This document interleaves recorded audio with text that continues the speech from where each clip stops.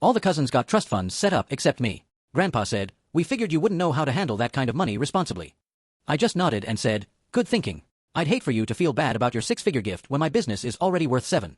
This happened at my cousin Tyler's 21st birthday party. The whole family was there. Aunts, uncles, everyone. Grandpa had this tradition of announcing trust funds when his grandkids turned 21. Tyler got his announcement, then Emma got hers, then Jake. All 6 figures.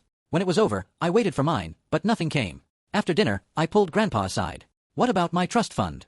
He looked uncomfortable and said that thing about me not being responsible with money. He'd been watching me blow my paychecks on random stuff throughout college. Fair enough, I thought. What Grandpa didn't know was that I'd been running an online business since sophomore year. Started with buying broken phones, fixing them, and flipping them. Made decent money, so I expanded to laptops, then gaming consoles.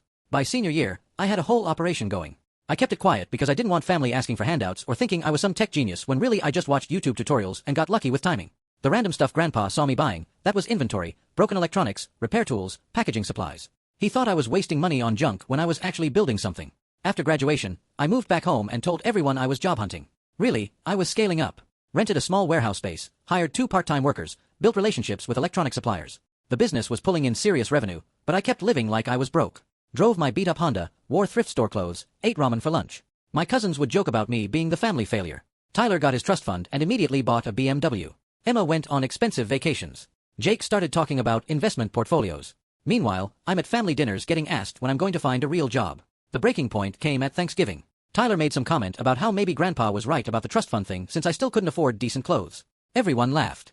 I just smiled and said I was working on something big. 2 weeks later, I got an offer I couldn't refuse. This major electronics retailer wanted to buy my business. We'd been their top third-party seller for months without them knowing it was just me and my warehouse operation.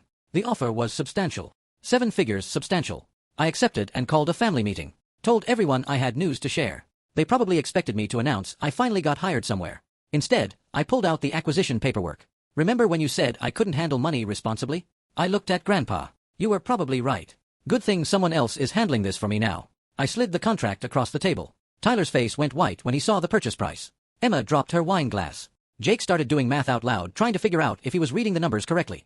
Grandpa stared at the papers for a full minute. Finally looked up and said, "When did this happen?" I told him about the whole timeline. How I'd been building this thing for 3 years while everyone thought I was just screwing around. The broken phones, the weird packages, staying up all night on my laptop. That wasn't me being irresponsible. That was me working. I pointed at the contract. This is what responsible looks like when you don't have a trust fund safety net. My aunt asked why I never told anyone. Honestly, because I didn't want the pressure. If I failed, only I would know. If I succeeded, well, surprise. Tyler tried to play it off like he knew I had something going on, but his voice cracked when he said it. Emma congratulated me, but kept staring at her BMW keys like they didn't seem as impressive anymore. Jake went quiet for the rest of dinner. Grandpa pulled me aside later. "I owe you an apology," he said. "I thought you were careless with money because I didn't understand what you were doing with it." He paused. Maybe I should have asked instead of assuming. I told him no hard feelings, but honestly, it felt pretty good proving him wrong. The next week, he tried to set up a trust fund for me as an apology.